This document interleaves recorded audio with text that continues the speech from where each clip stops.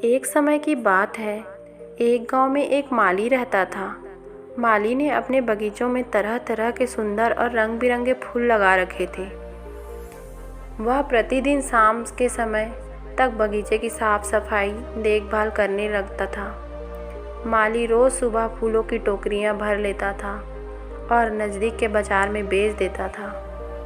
जब कभी भी जहाँ कहीं भी उत्सव और त्यौहार होता, आयोजक माली से ही फूलों की व्यवस्था करने के लिए कहते हैं। माली अपने नौकरों के साथ फूलों की टोकरियां लेकर वहां पहुंच जाता था। एक दिन की बात है, राजमहल में उत्सव था। राजा ने पूरे राजमहल को सजाने के लिए 100 टोकरी फूल मंगवाए थे। माली सुबह जल्दी उठा और अपने नौकरों के लेकर बगीचे में ताज़े ताज़े फूल चुनने लगा। सुबह होते होते 100 टोकरी फूल भरकर वह राजमहल की ओर रवाना हो गया।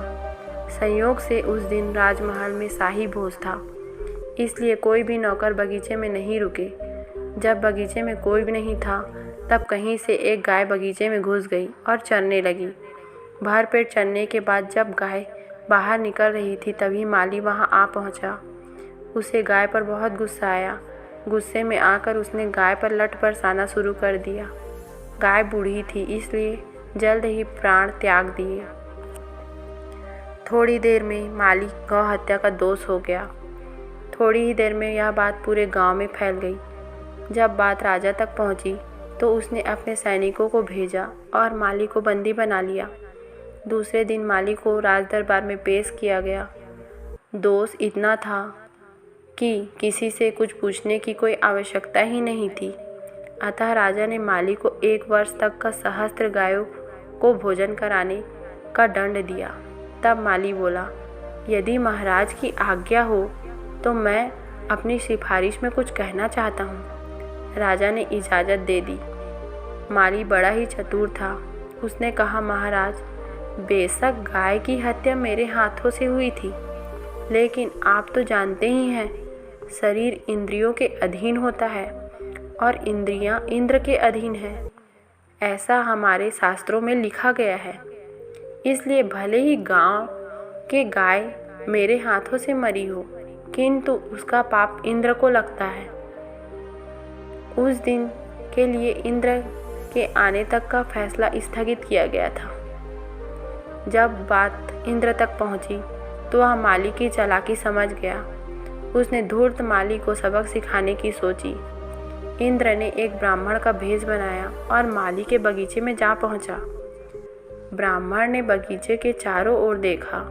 बगीचा बहुत ही सुंदर, रंग बिरंगे फूल खुशबू से महक रहे थे। वह माली के पास खड़ा होकर उसकी सूझबूझ और मेहनत की भूरी भूरी प्रशंसा करने लगा। ब्राह्मण के मुख से अपनी प्रशंसा सुन माली बड़ा ही प्रसन्न हुआ। ब्राह्मण वेशधारी इंद्र ने माली से पूछा, इस बगीचे को इतना सुंदर किसने बनाया है और इसका लाभ कौन लेता है?